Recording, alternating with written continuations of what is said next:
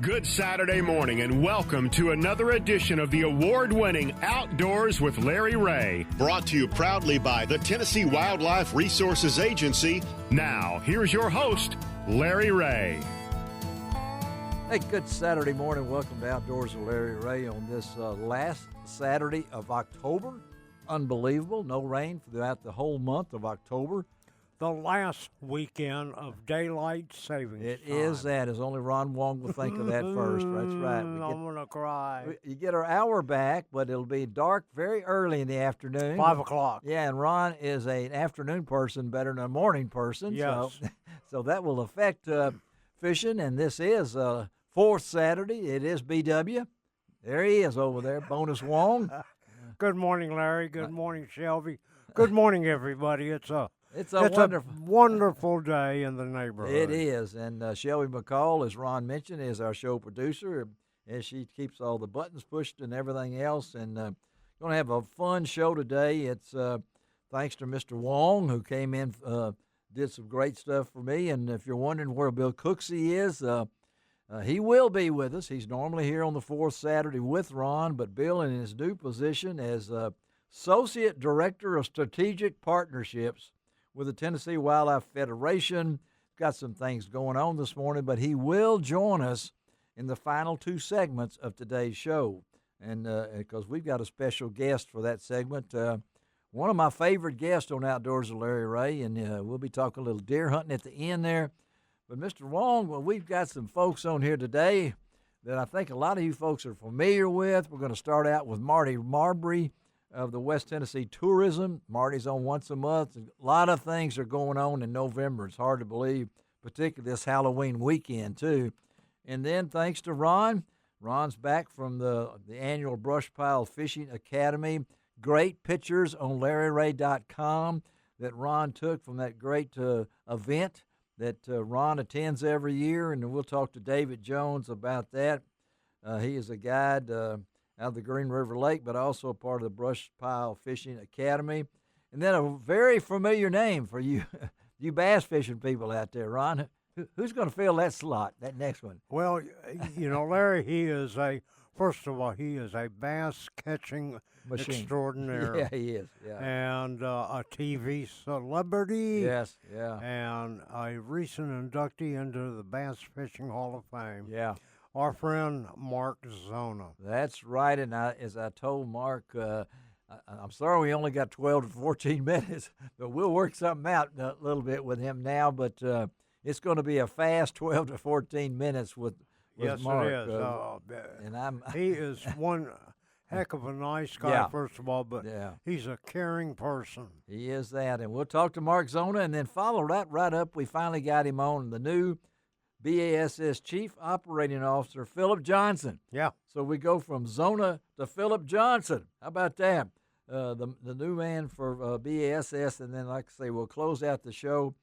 Bill Cooksey will join us in those final two segments, and Bill's going to bring along in that final segment my good friend Mac Simcox.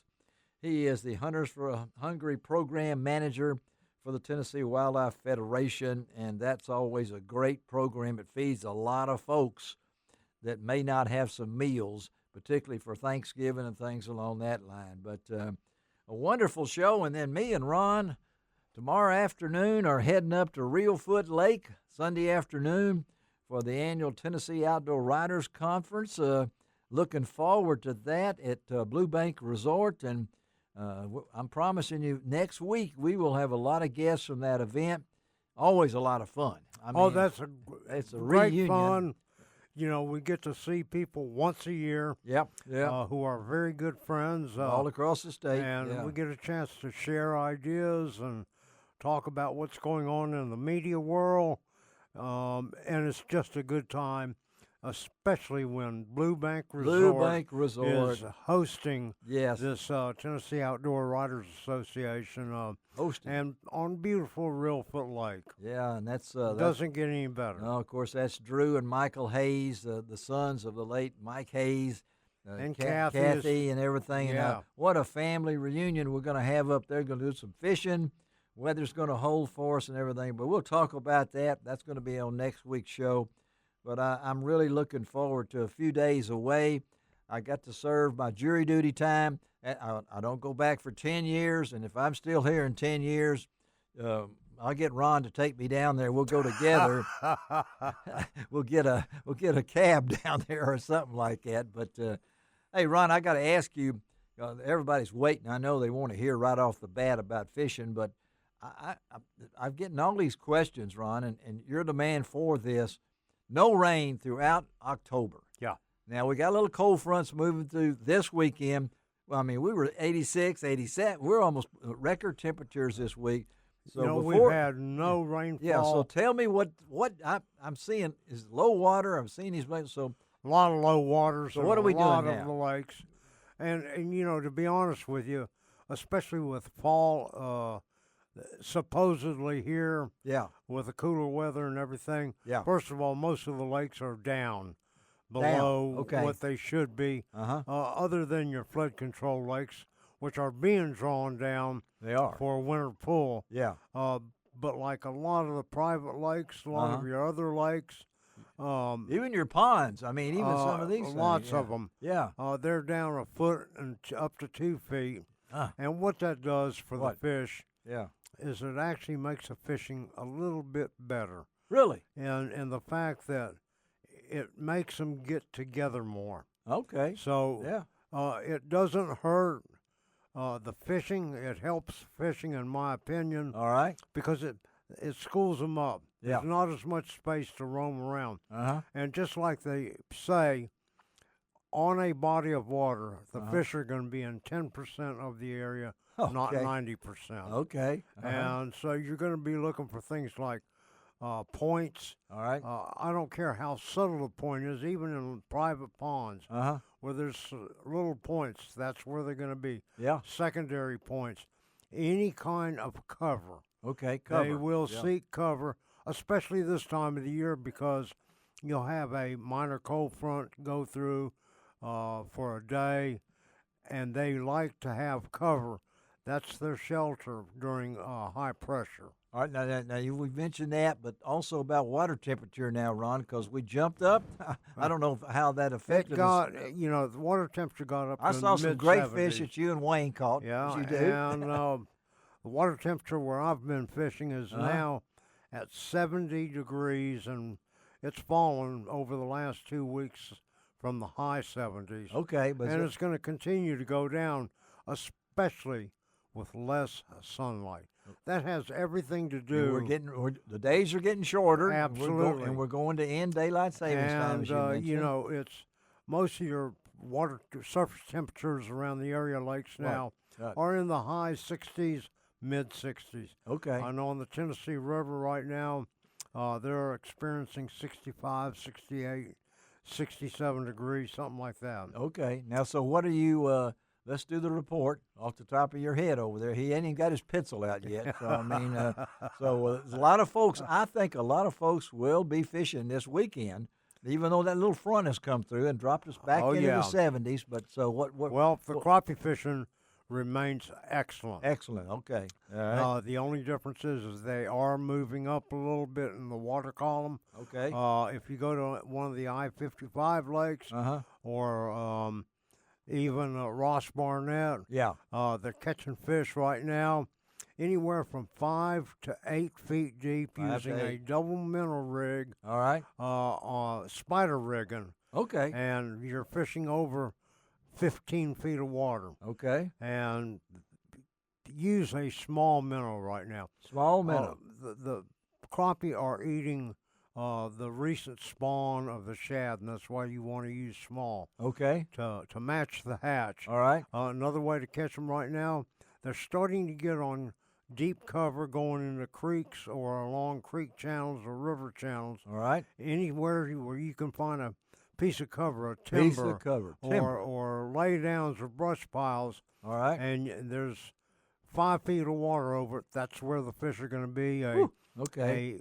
The new hammer crappie magnet is really something that you may want to try to use. Yeah. Tip it with a slab bite and you'll catch them. Okay. And hold it still. On a cold front day, really hold it still. Hold it still. Yeah. Okay. Now for you bass fishermen, Yeah. it's really gotten good. Okay. In the morning, you better have a buzzbait tied on, or any kind of a topwater bait, especially a walking type bait, Okay. like a Zara Spook Uh-huh. or a Sexy Dog or something like I that. knew that Sexy Dog. And yeah. anywhere where there's a flat dropping off in the water where you might have a little bit of cover in the secondary creeks is going to work well after they go down a little bit. A spinner bait, a chartreuse and white with a Colorado willow combination blade will work real well. Yeah. Or a 2.5 or a 1.5 square bill Strike King crankbait will work really, really good in those same areas. Okay. And also, what? Don't forget to get out that jig right now. Oh, really? There are going to be times you're going to be swimming it back, and there'll be times when you want to just swim it and drop it into a piece of cover, and that'll work real, real well for you. Over in the Tennessee River, the fish are really getting pretty easy to catch, especially on the east bank from State Line Island all the way to Second Creek. In the grass beds, sitting 9 to 10 feet of water throw up into the grass and hang on. Hang on. And now you can fish 100 yards, not catch a fish, and all of a sudden you're going to come into a little school and catch 6, 7, or 8 fish. Best ways to catch them is a rattle trap or a lipless, any kind of lipless crankbait, especially in chrome color, burnered across the top of the grass, or use a thunder cricket or a chatterbait, especially in a white color to match the hatch there, the shad. And also, don't forget your topwater bait. Oh, especially something like a pop-R. Yes. And they'll work real, real well. Well, I tell you what, you know, we post all these shows on LarryRay.com. So if you miss something, you miss Ron's report, go to LarryRay.com, click on the previous shows or today's show or whatever it might be. You won't find a better fishing report. And before we roll, I got to ask you, Ron. Yeah. Spring or fall for crappie, big fish? Can you catch some big fish now in this time of the year? Crappie? They won't be as big as they will be in the spring. Because I want you to, I want you to know that, because we got David Jones coming up, and I looked up him. He's got a 3.8 crappie out of that Green River Lake he caught. State that's record. huge there. That is huge, buddy. That should be close to a state record for Kentucky. Woo! So we're going to a lot of fishing coming up on Outdoors with Larry Ray. Let's take our first break of the morning. You heard Mr. Wong himself. He's never wrong. He's always right. Okay, we'll be right back.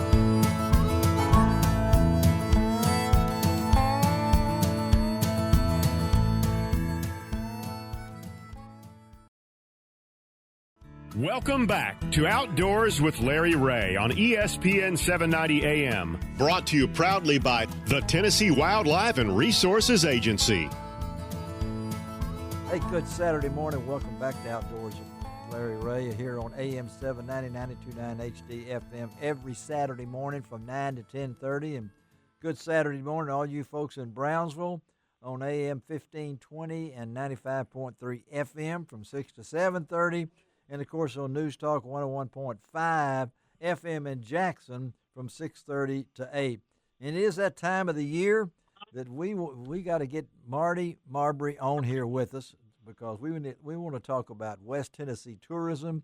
And nobody talks about it better than Marty. She's the West Tennessee. Let me take a deep breath here. She is the West Tennessee Division Manager for the Tennessee Department of Tourist Development. I wonder how they put that on a business card. It goes around it goes all the way on the back, and everything.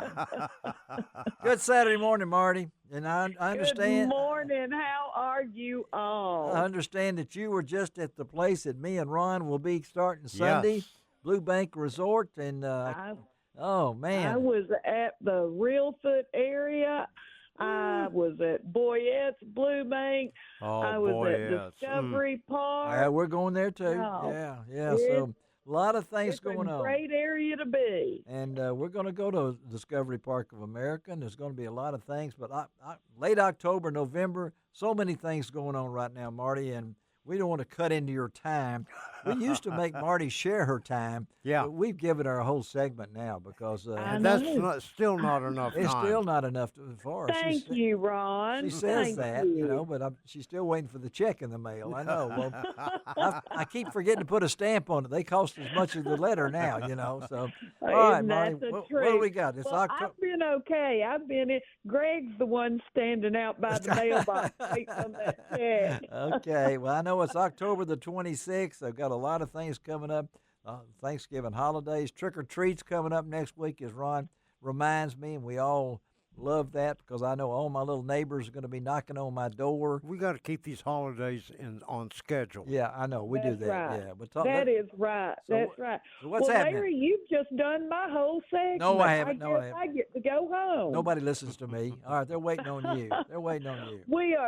We are so blessed, and this is just a great time of year. Oh, I love if we could get the weather to drop the temps, maybe 4 or 5 degrees, that would be nice. Yeah. But let me just say, What? we've got coming up the 1st of November an event that I'm so excited about. What's it's that? called Rides for Rugrats, and it's an amazing car show. Okay. And the reason I say that it's amazing, it's not your typical car show.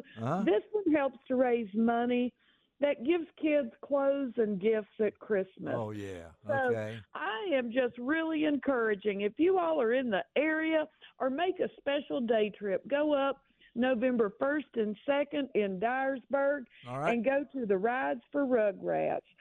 Number 2, we Yes. got November the 2nd, Graceland Soundstage. Yes, it is. Y'all, What?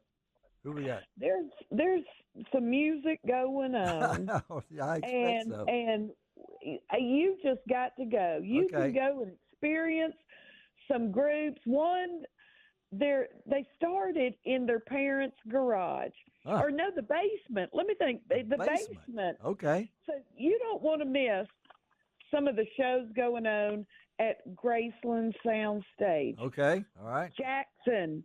All right. On the Fringe. Oh, I it's know that also one. November 2nd. Yeah. Oh, wow. Yeah. It's an opportunity to go back with the Jackson Symphony to the Roaring Twenties. Ooh, yeah. And to They were roaring. enjoy some jazz, some of that great music that came out of that era. Yes. And they're also going to host guest pianist Artina McCain. Oh, as wow. she performs.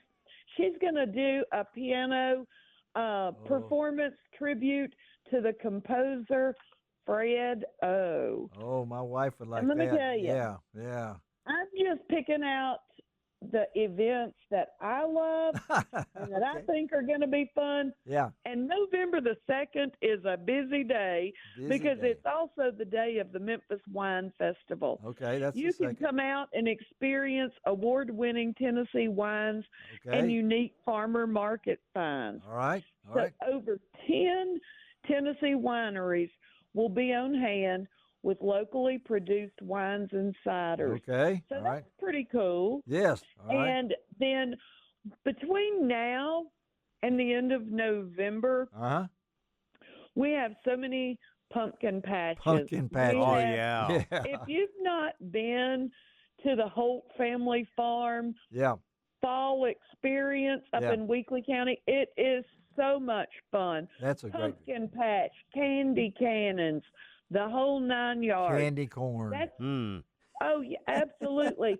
We've got corn mazes. We've Corn got maze. Ooh, I got trapped in one of those one time. roasted corn. Yeah. We've got pumpkins, and so there's a lot to That's in experience. Weakley County. All right. Okay. What's the date on that And one then- again? When's that one? It's open now. Oh, it's on the open now. Okay. weekend. I got you. Okay. All right. And then November the 15th. Uh-huh. This is the opening day Yeah. of an exhibition that's coming to Memphis What? that I am so excited about it. What's that? Take your family, if Uh-huh. you homeschool, get together with your homeschool organization. Yeah. Memphis is going to welcome the world-renowned What? Pompeii, the exhibition. Oh, man. Wow, Okay. really? Yeah. Does that not sound amazing? This exhibit is going to allow guests to step back in time and experience one of nature's most powerful moments. It features over 150 original artifacts from Pompeii. Oh, my goodness. Where's this going to be? Where is this? It's going to be at the Graceland exhibition. Oh, at Graceland. Okay. All right. Okay. And yeah. it literally takes you back Yes. through artifacts, through technology, to the days of Pompeii and that great civilization. Yeah. Wow. Yeah. Okay, so that's November that the is gonna 15th. be- That's on the It 15th. starts November the 15th. Okay, I got you. It's on there. And then, y'all, What? it's that time of year What is it? when there are spooky stories, Oh, yeah. Don't Oh, get yeah. scary here. Patches. No, yeah. No. candy, Yes. leaf Yes. peeping train rides. Psycho comes back every year at this time, and I still see him Every year. in the shower with Janet Lee. No, come You on, know, that's not my favorite. That's My right. favorite What? is the Ghost and Mr. Chicken. Oh, the Ghost of Mr. John Knotts. Okay, you are the. I kind of like It's the the best. Ghost and Mrs. It's Muir the best. myself. I like the Ghost and Mrs. Muir. Okay, with I Rex. love that one too. I Okay, love we got a that. lot of ghost things going on now, and mazes and all that different kind of things. But the That's scary right. part, but what else? You know what? What The else? most important part Yeah, what? is remembering all of our blessings Yes, and that's what right. we are truly thankful Coming up to for. Thanksgiving. Yes, yes, yes. There's no way I can cover it all. No, you can't. But But you can go to where? tnvacation.com to check it all out. It's got all the information. It's Marty's right in there with that big titles that she's got. I don't know how she and Greg get around so much. I think there's 3 or 4 of them. They're out there. She sends her clones. Some people dress up like Marty and say it's her, and they appear at these I shows. feel sorry if they're dressing up like No, me, no, no, no, but- no, no. But maybe like Greg. I don't know. But tnvacation.com. Don't do that org like I did one time, and I thought they let Marty go. tnvacation.com. And y'all, I hope everyone has a wonderful fall. You too, And let Marty. me just tell you, Yes. a blessed Thanksgiving. Yeah, we love you, Marty. Thank you. Thank Love you. you guys. Safe travels. Take Thank you, care. Marty. All right. All right. Bye-bye. Marty Marbry, been doing it a while, and she's been a regular on Outdoors with Larry Ray, and Just some, Larry, she loves her job, and she is an ambassador. for West Tennessee yeah, tourism. yeah, and she and I is. have to tell you, a lot of people say, what am I going to do this weekend? Or what am I going to do in 2 weeks? Go to tnvacation.com. That's right. Yeah. I mean, all these festivals and all of these different events, We live in a great area. they're a lot of fun. Yeah, less than 2 hours, less than an hour for a lot of these things. Weekly County, go up there. You can go to Reelfoot, like with the great David Hacker and his group now doing those boat tours Yeah, up at and Reelfoot. Discovery Park. Discovery. It's really amazing It now. is. Scott, we're coming up there, buddy. We're coming up there next week. Going to have I remember the last time we were up there, Ron, we went in that train.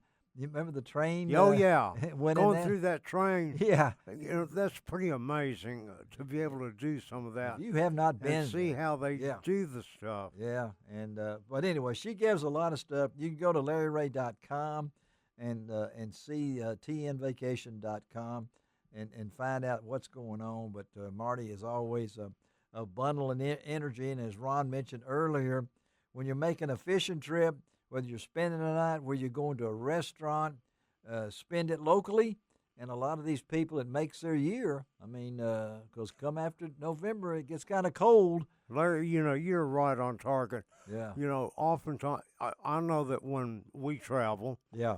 I try to eat local. Yes. I don't go to any chains. No. I'll ask around to see, what You you know 'em, recommend too. and Yeah. stuff. Yeah. And I'll go to a local place. I like to go in the local bait shops and tackle stores and, And stuff bakeries. like that. And bakeries. Local And bakeries. bakeries. I have to tell you, about 3 weeks ago, I had to go to Jack's or Henderson. Henderson. Yeah, Tennessee. Yeah. And so I took 64 out to 100. Took going that 100 to Because Henderson. actually it's closer Sure. from Memphis. I bet you stopped someplace.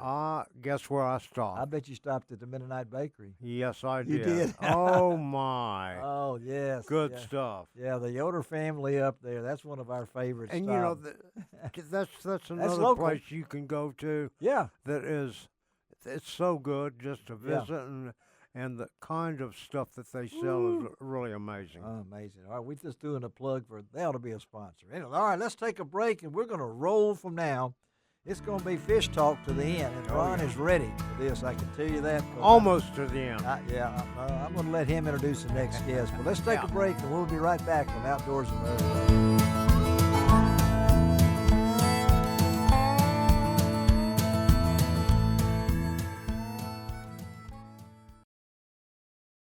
Welcome back to Outdoors with Larry Ray on ESPN 790 AM. Brought to you proudly by the Tennessee Wildlife and Resources Agency.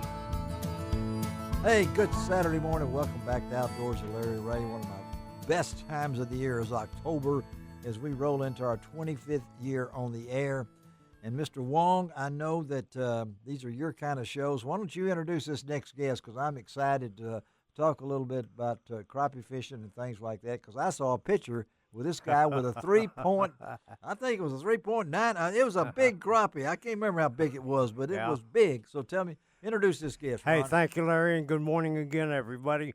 Hey, our next guest is a dear friend, a professional crappie fisherman, a instructor for Brush Pile Fishing Academy, and a fish cleaning and cooking extraordinaire, David Jones from Columbia, Kentucky. Good morning, David. Good morning, Ron and Larry. Well, great to be on the show, and congratulations for 20-plus years on the air. Well, that's me and Wong have survived a lot here. I can tell you that. Yes, we were young pups when this started, and now we're not even pups anymore. But we're young at heart. I tell you that. If you've been around Ron Wong, like I know you have, he's pretty amazing. He's inspiration, not perspiration, but he's an inspiration for me. That we are brothers by another mother, just about. That's right. We have loved, and I've heard so much about you, David, and I know you were at Brush Pile Fishing Academy, and Ron was kind of explaining that a little bit to me.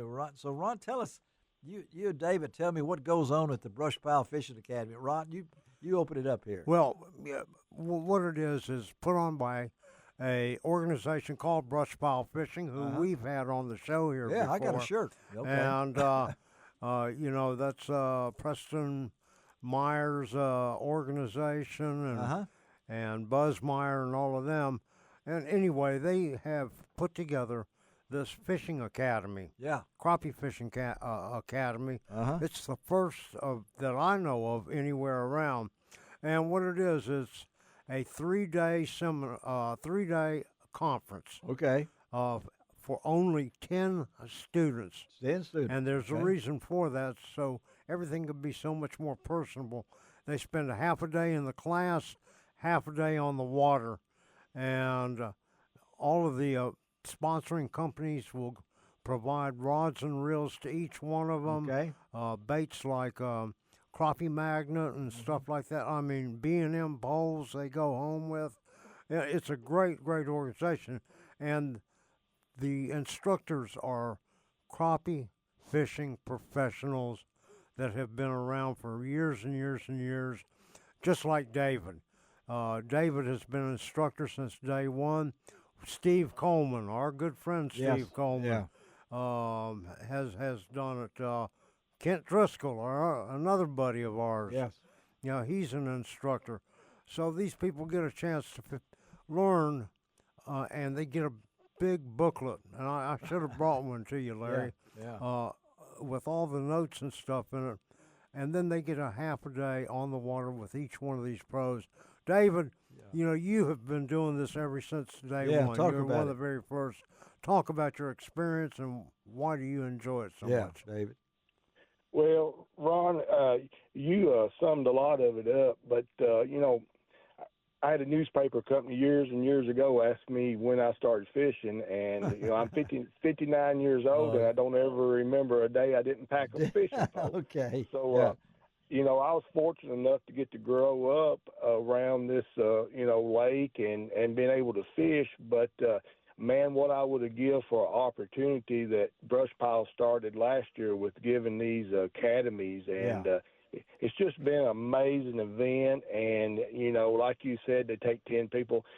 In 2023 they had one, and it was such a hit they decided to have two this year. Okay. And we had one, in the spring on Dale Hollow Lake down in Tennessee, which I know y'all familiar with. Oh, yeah. And then we wrapped the second one up, this last week here on Green River Lake in Kentucky. And, Ron, you've been a part of every one of them also. And we've had people from as far away as Texas, and they sell out really, really quick. That's something. And, something really unique about them is we've had some unique people. The very first one we had a 14-year-old boy that wanted to be a fishing guide. Really? And talk a little bit, David. I want you to tell our listeners about this 14-year-old. I remember meeting him. He's 15 now, I think, going on 16. And I saw him the last week there at the Academy. Talk a little bit about this gentleman.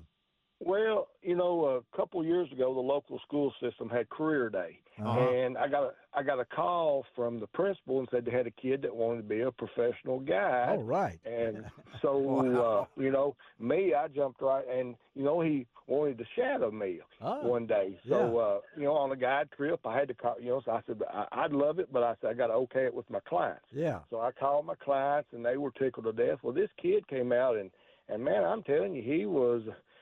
If I had a first mate on my boat, he would have been it. My clients that they give him a better tip than they gave me.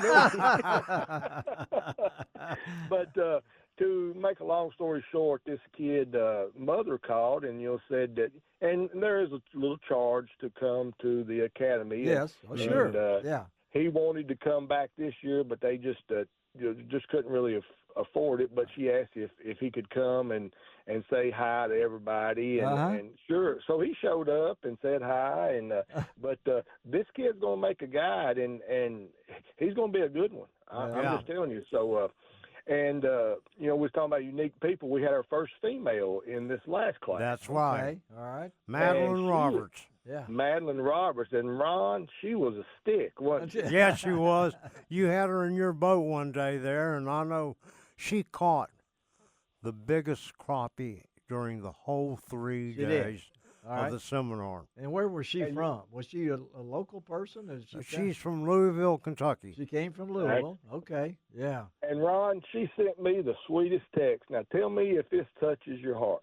Yeah. She sent me a text and she said, the memories I made with you and your boat will go to my grave. With me. That's touching, David. And I guess that David, when you hear that, that puts it in perspective from you. You love what you're doing, but at the same time, you're teaching in the boat, and you're gaining memories, right, David? I mean, you're exactly right, Larry. And I fished the Tournament Trail many years. Right.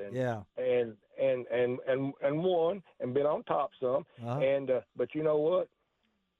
Winning is not as important as hearing words like that. That's right. David, you live right there on the lake. I mean, you're 1 mile from the boat ramp there at Holmes Bend Marina. Wow. Okay.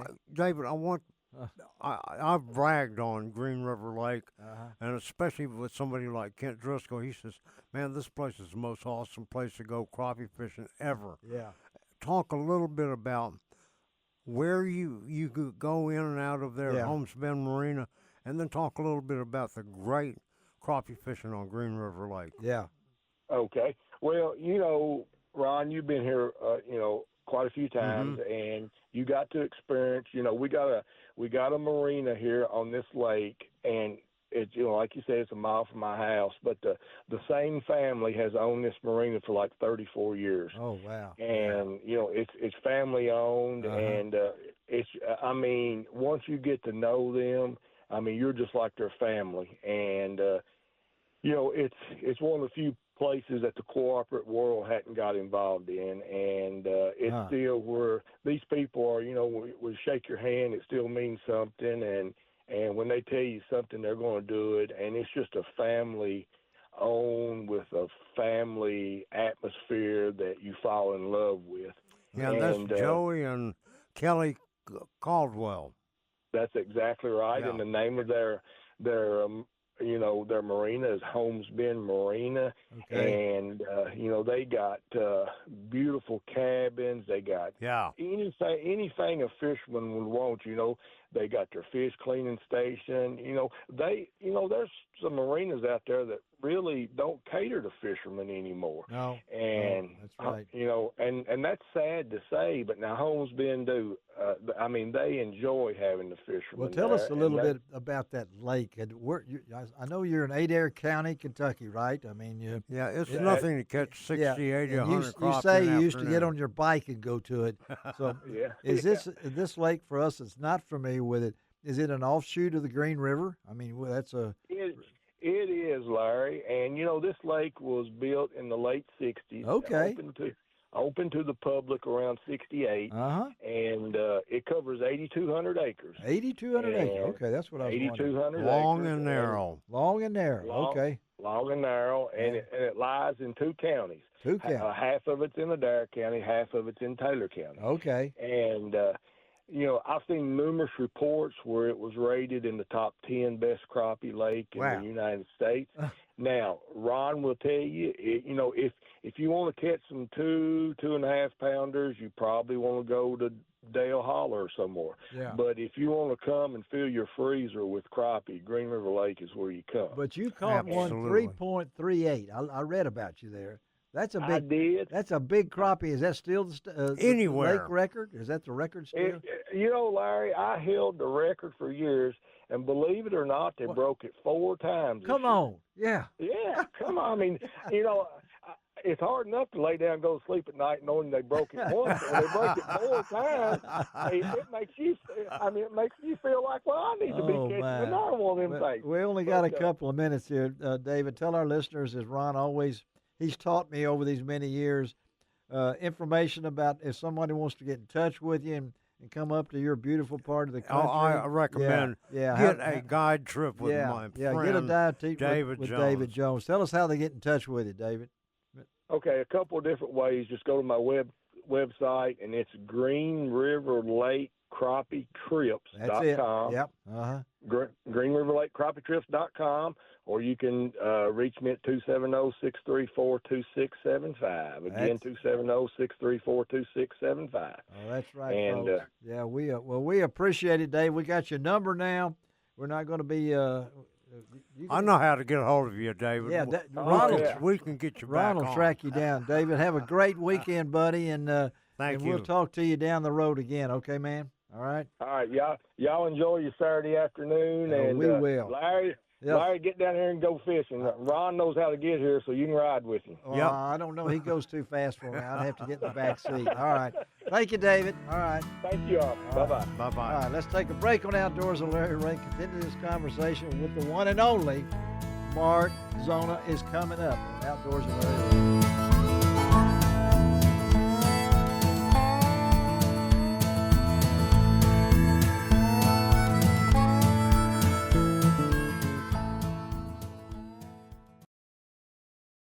Welcome back to Outdoors with Larry Ray on ESPN 790 AM. Brought to you proudly by the Tennessee Wildlife and Resources Agency.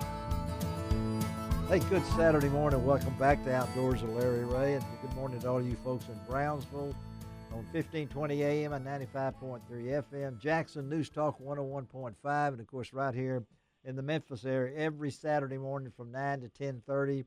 As we roll into our 25th year on AM 790. Shelby McCall is our show producer.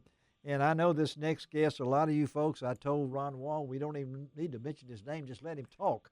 And you'll know that voice, because it's that voice. When he and Tommy Sanders get together, there's 2 voices there that stand out. And then when I see those 2 guys get together, I think of my great late friend, Jerry McGinnis.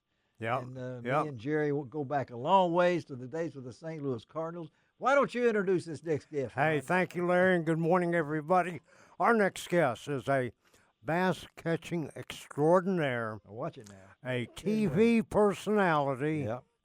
and a recent inductee into the Bass Fishing Hall of Fame. Good morning, Mark Zona. How are you? Guys, thank you so much. Ron and Larry, I really appreciate it. Man, that was an amazing intro. Jerry was my longtime boss, and Yes. Yeah. a lot of memories. Well, memories. I grew up in the Little Rock area, Mark, and know all the JM folks over there. If you go to Bowman or all those guys that and knew Jerry, of course, from my days in Arkansas growing up. But it's great to have you, and I know the decision was made. You and your wife had talked about this for a long time, and talk about the reaction since you have announced that you're going to step away from live TV. I'm still in shock. Yeah, we're all. So talk about since that moment, which wasn't very long ago, Mark. What's been the reaction? Oh, bittersweet, Larry. It's Bassmaster. Here's the weird thing. And Yeah. You guys been around the block in the bass fishing Yes, we industry. have. Heck, it's how I met Ron, was working for Bassmaster. Yes. But 50% of my career has been Bassmaster, and the other 50's been, Mark Zona Inc. and the content that we do with Zona Show. Mm-hmm. And this day was coming, and I have nothing. Man, the whole gang at Bassmaster, from JM Associates to Chase to Phillip, the CFO. Heck, I think Phillip's on today. Yeah, he is on. He's had that for you. Yeah, he has to follow you. Yeah, he has to follow you. So we're big time. How weird is that? Well, that just worked out like that. I put these things together 2 weeks in advance, Mark, and I know we tried to get you earlier, and I said, well, let's just get him on the same show that the boss is on. That's okay? right. But the reaction has Gosh, been. Talk about it. Yeah. It's been amazing, and one of the things, you guys are in the heartbeat of bass fishing in Memphis. Even though Ron will never tell a human being where he posts all those pictures around. That's true. It's the same fish, Mark. Don't worry about it. Okay.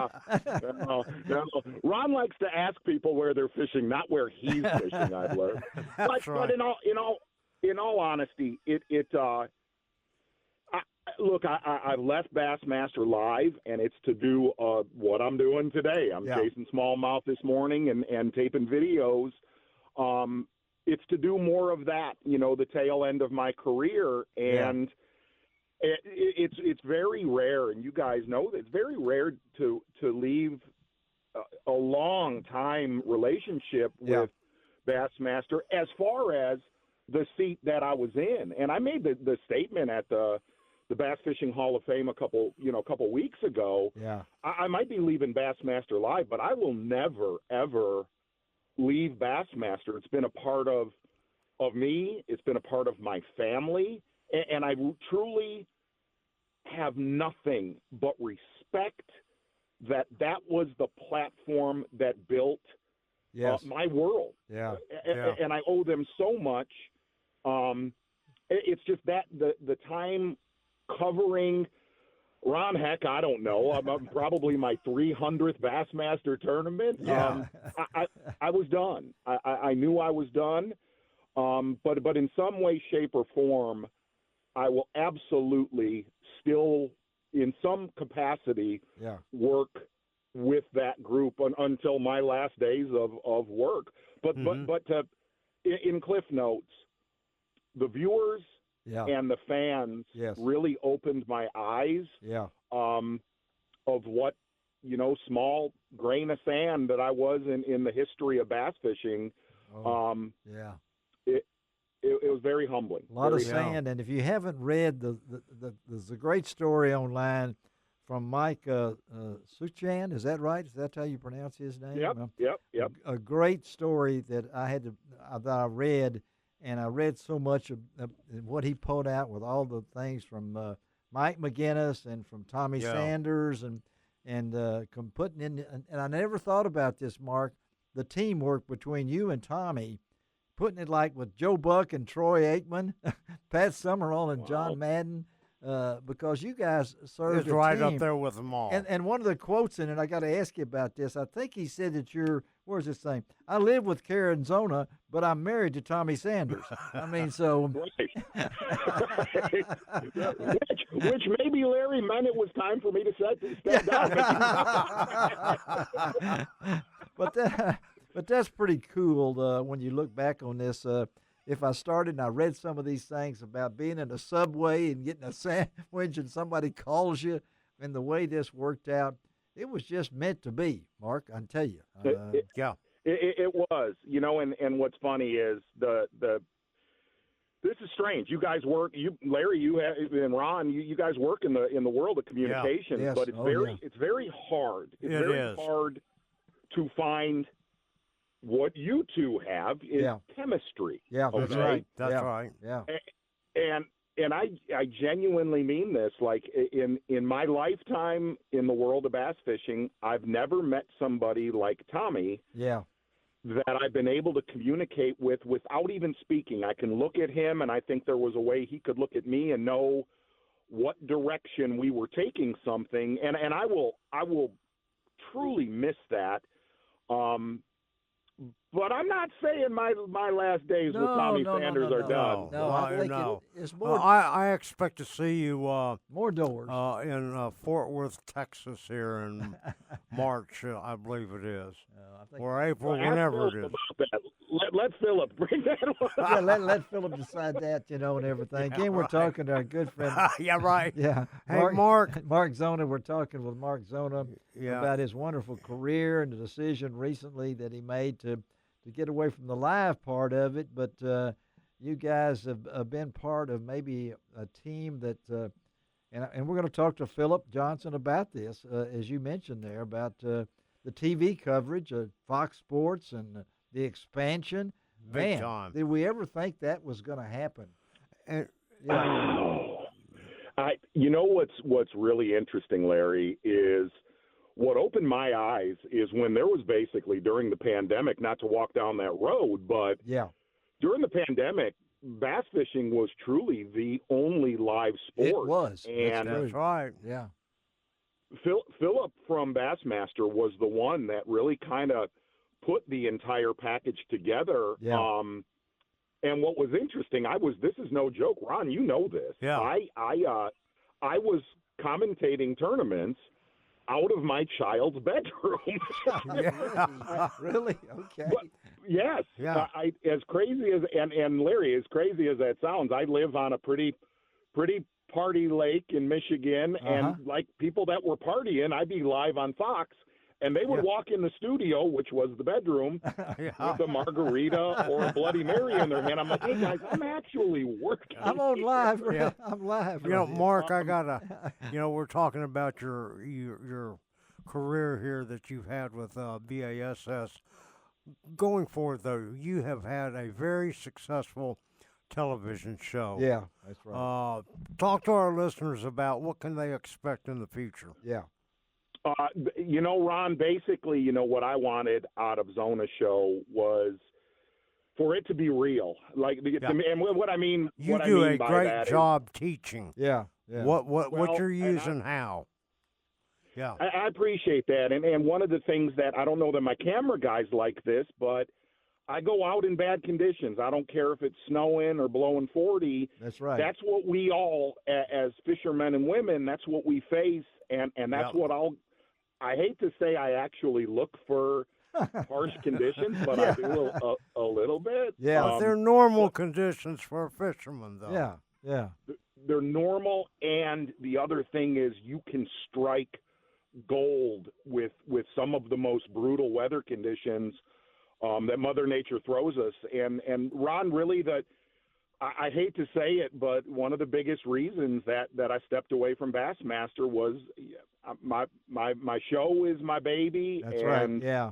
A lot more of that to come. I can tell you that. It's a tremendous television show. Yeah. Where you're really teaching everybody what to do, how to do, what to use, and everything else. And I think that's so important. Well, I think I think a lot of really us appreciate that. I think a lot of my listeners, whether it's a truck driver going down I-55 this morning, saying, "Is that really Mark Zona?" Yeah, it is. Okay, it is. We're going to have to have him on more. Yeah, well, we'll have to track him down. But I agree with you that, Ron, in my day, I've done shows from the deer stand, crawling on my belly, turkey hunting, and things along that line. I never could kill anything on the air, but as soon as I went off the air, I killed things. That's the way it works. That's the way it works, buddy. We appreciate you being with us. Thank you for taking time from your busy schedule. We got your number, and then we'll double check everything with Phillip after we get through with you to make sure. Okay, so please do. And guys, I mean this. I'm through your neck of the woods so much because I'm not a flyer. I drive to JM Associates for I love 21 years. Yes. I'm always slinking around your area, and guys, really, it's an honor to be on. Thank you so much, buddy. Thank you. Safe travels, and we'll talk to you again. All right. Thank you, Mark. All right, let's take a break on Outdoors with Larry Ray. We're coming back with Mark's former boss. So we'll talk BASS on Outdoors with Larry Ray.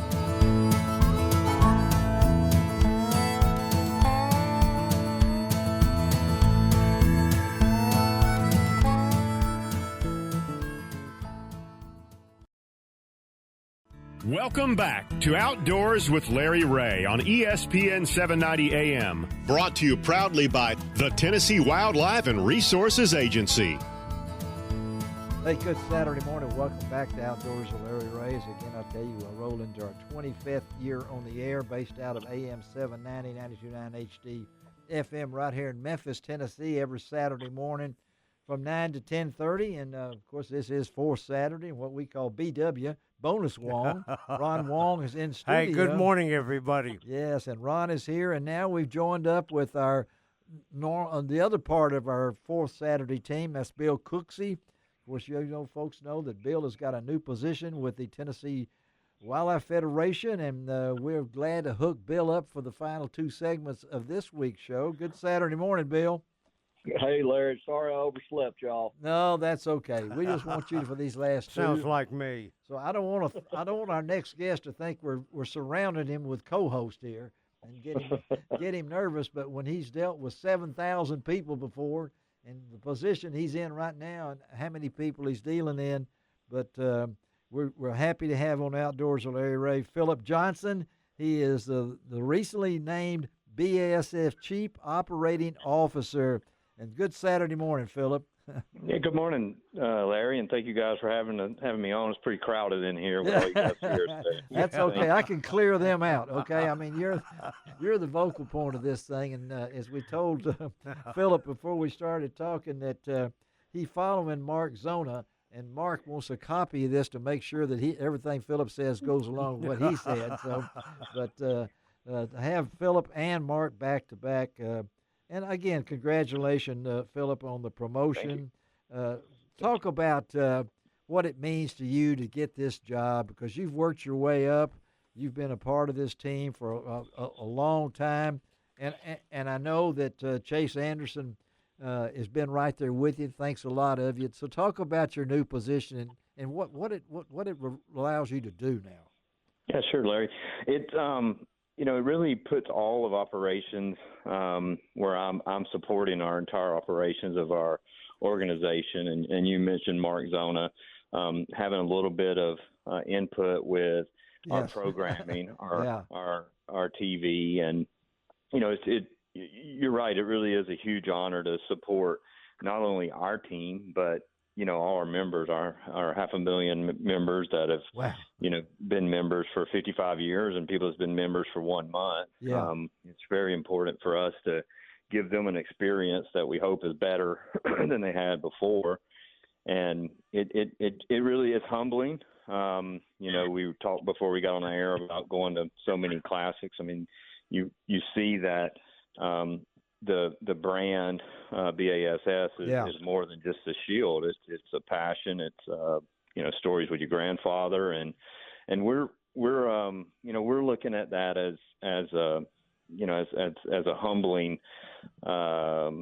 experience for us. And we just got back from a fishing trip ourselves where we sat down and did a little fishing, but also did some soul searching on things that we should do better and things that we plan to do in 2025. And we had Mike McInnes out there with us and James Hall, our VP of content. And when you got that many people working towards the same thing, we feel like we can accomplish a lot. So I've known Chase for 10 years. I worked for his father before I worked here. 17 years there. So yeah, I've worked in the Anderson companies for about 18 years now.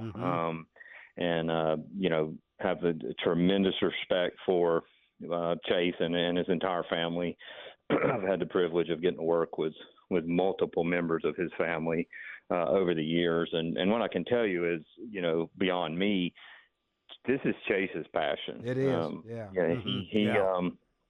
He's a stroke survivor. He went overseas to handle the Anderson Asian companies when he was younger, and could have really been in any business that they're involved with, and then he chose this one. So that lets you know that we're really in it to to try to progress the sport and give everybody a great experience.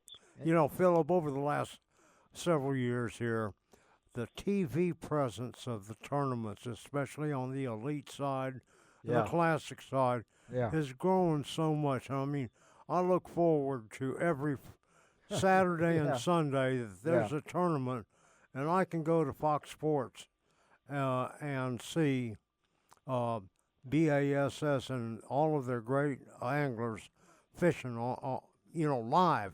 And it's going to expand in 2025 too. Is that not right? It is, yeah, and certainly we appreciate you and everybody that does take some of your time out on Saturday and not on the water to watch them. But yeah, we're in a fortunate position that a lot of people want to watch it. So we're really just expanding on the desire, the demand. Fox was my partnership, where not mine personally, but I work with them constantly. And we looked at some things this year, and we looked where we were successful. And one of the things we did is we put one of the elites on, Big Fox. Yes, Fox Big Fox. Yeah, Big Fox. Yeah. Yeah, and that was the first time that had ever been done. And I had shared with them in January, I'd like to see a regular event. Everybody knows the Classic. They're going to be fired up and ready to go. Yeah. Let's see what it's like when they're in the grind, like what the season looks like. And it performed really, really well. It put us in a position where we could go to Fox and say, next year we'd like a little bit more of that. We love our Fox partnerships. We just ran the Opens on TV. Yeah, that's new, and that's great. Yeah.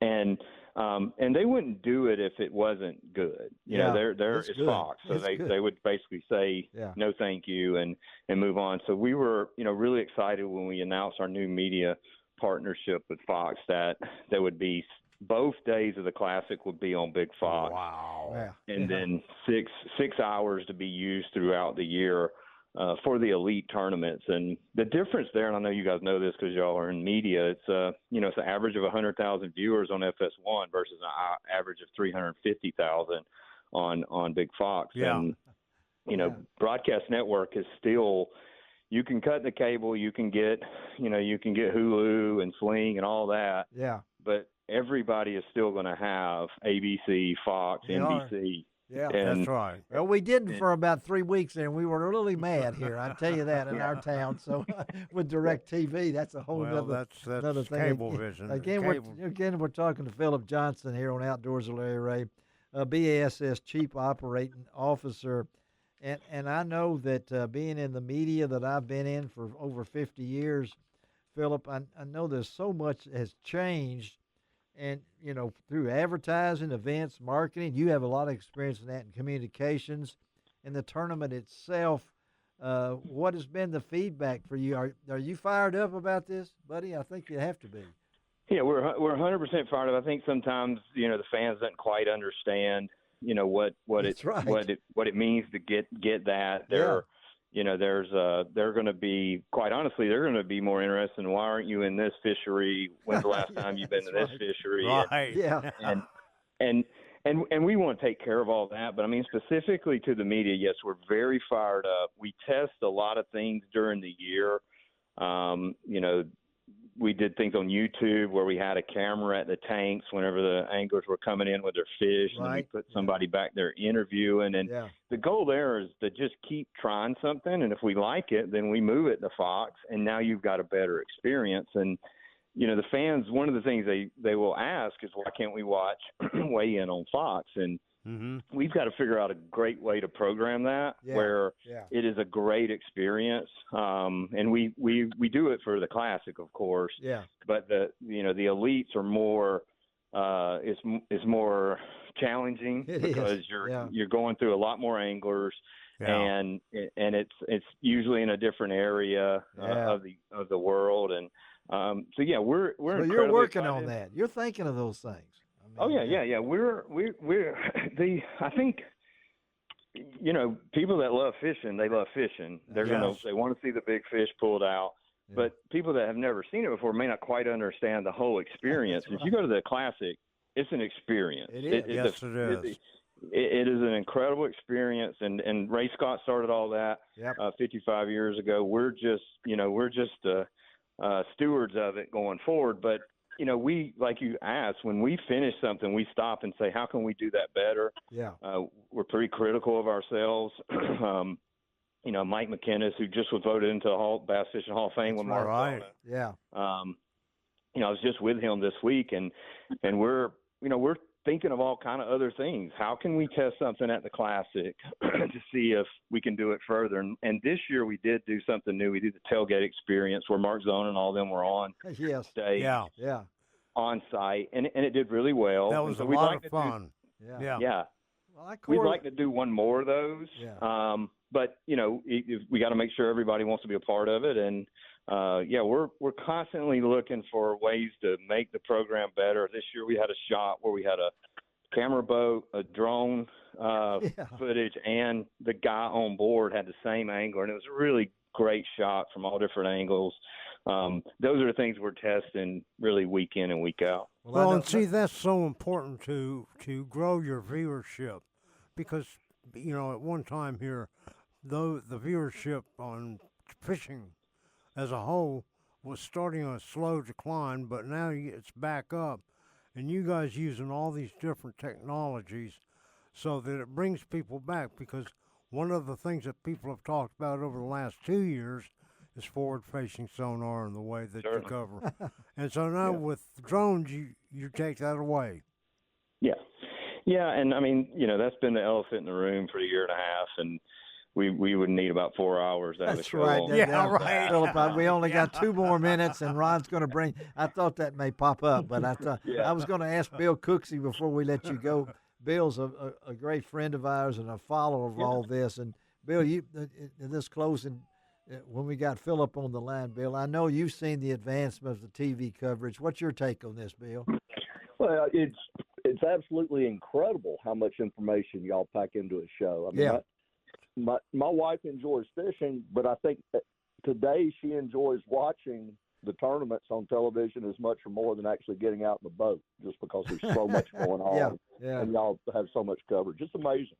Well, that's what I wanted from and Phillip. I know so many things are happening, buddy. We appreciate you taking time from your busy schedule to be with us on Outdoors with Larry Ray, and you can look for Ron Wong at the Classic and whatever it might be, because he goes through 3 pairs of tennis shoes. He's everywhere down there, Phillip. But thank you, and we want to talk down the road if we can again. And want to wish you a great weekend. And like I say, we'll talk again. Okay, man? Yeah, glad. Thanks for having me on, and thank you, Ron and Bill, for sharing some time with me. You were great. Thank you, Phillip. Have a great weekend. All right. You too. All right, let's take a break on Outdoors with Larry Ray. Be right back and close this out with a little, we're going to talk some deer. I got to talk deer today, okay? We'll be right back.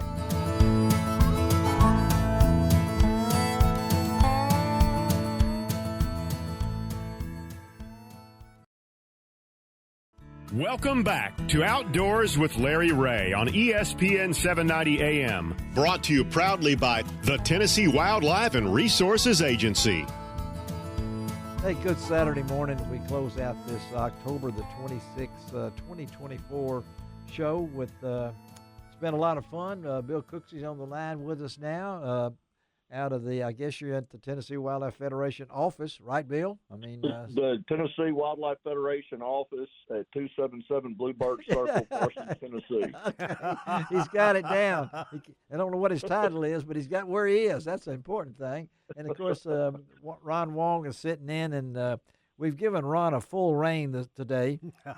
So we're going to step aside and let Ron listen in, because not only is Bill part of the great team with the TNWF over there, but we've got one of his members on with us at the same time of talking a subject that you folks know that I love to talk about, because it won't be long. You know, last year on Halloween we were deer hunting, but there is no CWD zone this year, and I got to get used to going back to the old the old schedule here. And I'm looking at the bow season's going through Tennessee through November the 8th. And I think, let's see, we got the Young Sportsman coming up. It's this weekend. All right, the Young Sportsman deer hunt is this weekend. Man, I'm glad I looked at that. I would have been felt foolish. But anyway, so we're going to talk a little deer hunting. And Bill, who we got on the line with us? Well, today we have the TWF's manager of the Hunters for the Hungry program, and it's Matt Simcox. And Matt, thanks for joining us today. Yeah, thanks for having me. It's always a pleasure. Always a pleasure, Matt. And I know you've been doing this for a while. I think we try to get you on a couple of times a year, because this program has been such a valuable part. And I know you've been the manager. I looked it up here. It said named the manager in, let's see, 2011, but you joined the Federation as outreach coordinator in 2008. You ought to know your way around by now, Matt. I mean, well, yeah. I mean, it's. I've been there a long time, and it's so great to see the team grow. You know, when I first started, there were 5 of us. There was 5 of you. Okay, I didn't count that high. Yeah. Well, I knew that, but this program, the Hunters for the Hungry, as you said, you started this thing, didn't you? Was it started by you, or was it right before you? Because I know you did a scholastic. It started a few years. Yeah, it started a few years before I got there, but I just fell in love with it and wanted to manage it full time. So in 2011, I switched up running it, managing it. Yeah, you're kind of breaking up on us, Matt. It's a lot of fun. Kind of breaking up on us a little bit. I don't know what that is, but we'll try to get the words in edgewise, because you got your interpreter on the line too, Bill Cooksey. Cooksey, that's part of your responsibility is interpret what Matt says. But the program itself, talk about that, Matt, and we'll try to get through with you. I know you said 1 in 7 Tennesseans face hunger. 1 in 6 children in Tennessee face hunger. So this program is built around feeding the hungry people, right, Matt? That's right, absolutely. And so what's it? We're heading into a new deer season. What did y'all do last year? Tell me again.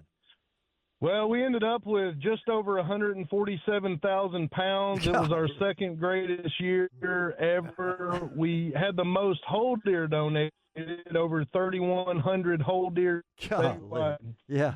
All right, Cooksey, you hear that? What does that make? I did. It just so happens I was just working on some presentation, and Hunters for the Hungry is part of it. So I was reading, Matt's latest report with those numbers, and even more exciting to me, now they're up to 76 processors across the state. So that's great. And Matt, I know we've talked about where I take my deer, Pipe Dream Farms Butchery, and Dave Payne. In those group, I think they're part of your team, aren't they, Matt? Yeah. Is that right, Matt? I didn't get you. What? Aren't they part of your team? Yeah. Dave's been our program since he opened up. Dave has been the program. I know that sounds like Mel Tillis a little bit there talking to us instead of Matt Simcox, but I got that out of you, Matt, that my folks at Dave Payne and Pipe Dream Farms Butchery are part of this team.